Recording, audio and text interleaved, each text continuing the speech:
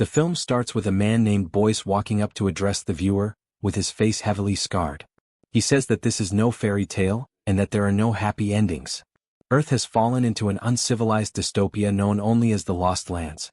Society is ruled by the Overlord while the Church maintains order with an iron fist. A witch called Gray Alys is being hanged by the Enforcer and other acolytes of the Church. Gray Alys uses her powers to manipulate one of the men into freeing her, and the Enforcer kills him as a result. She leads the other men to go after the escaped witch. Boyce wanders alone through the Lost Lands. He walks through a tunnel and correctly guesses that he is being ambushed. He uses a two-headed snake to get one of the goons before unloading his guns into the rest of them, and then continuing on his trek. Gray Alys seeks shelter with a blind witch. She is later visited by the Queen, wife of the Overlord, and Jerais, head of the Overwatch. The Queen seeks Gray Alys's help, as she explicitly states that she can refuse no request brought before her. The Queen is seeking a shapeshifter within the next week when the full moon will rise. She wants Gray Alys to kill the beast in its lair so that the Queen may take its power. However, Jerais asks Gray Alys in secret to make sure this endeavor fails, as he believes it is what is best for the Queen. Gray Alys then uses her powers to seek out the shapeshifter by looking inside its mind.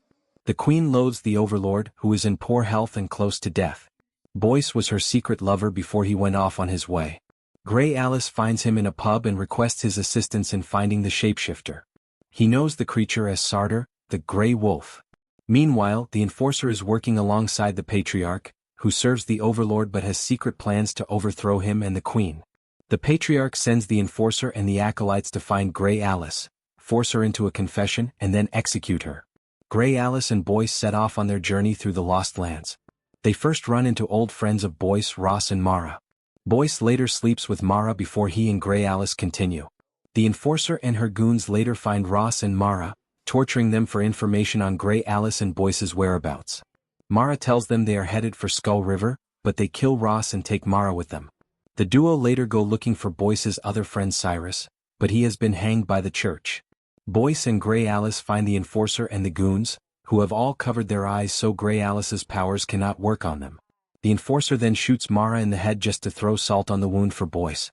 He and Gray Alys get into a gunfight with the goons, who all chase them to an air tram and almost all get thrown to their deaths. The Enforcer has the other surviving goons cut the cable, but Boyce saves Gray Alys from falling. The Enforcer shoots Boyce in the arm, but Gray Alys is able to use her powers through the sniper lens, letting her save Boyce and get away. Gray Alys and Boyce continue their journey and end up confronted by tree-like monsters. They try to protect themselves in a ring of fire, but the leader of the monsters knows Gray Alys and tells her she should not have returned. She casts an illusion spell that causes the monsters to burst into flames. She tells Boyce that she is trouble and that she should not be trusted. The Queen smothers the Overlord to death after revealing to him that she is pregnant with Boyce's child. The Patriarch announces the Overlord's death, but he advances his plans to have the Queen killed.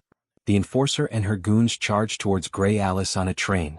She runs out of the tunnels and towards the end of the destroyed tracks high above the ground. Gray Alys is saved by Boyce, while the Enforcer and her goons perish as the train plummets and explodes. The Patriarch is then killed by Jerais to keep the Queen protected. He and the Queen then begin their own affair. On the night of the full moon, Gray Alys and Boyce make it to Skull River.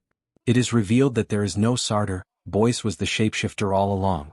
The moon rises and he transforms into a wolf. Gray Alys battles him with silver claws and eventually incapacitates him. When he wakes up, Boyce is human again, but Gray Alys reveals she knew all along that he was the shapeshifter and even poisoned his blood with silver. As the moon is uncovered once again and he starts to turn, Gray Alys kills Boyce and skins him, but buries his remains. Gray Alys brings Boyce's pelt to the Queen. Jerais says that Gray Alys failed his request, but she tells him she gave him what he really wanted, which was the Queen. However, when she learns that Boyce was the shapeshifter, the Queen is hysterical and stabs Jerais in the throat since he also knew. Outside, the citizens of the Lost Lands have begun a rebellion following the death of the Overlord and the downfall of the Church.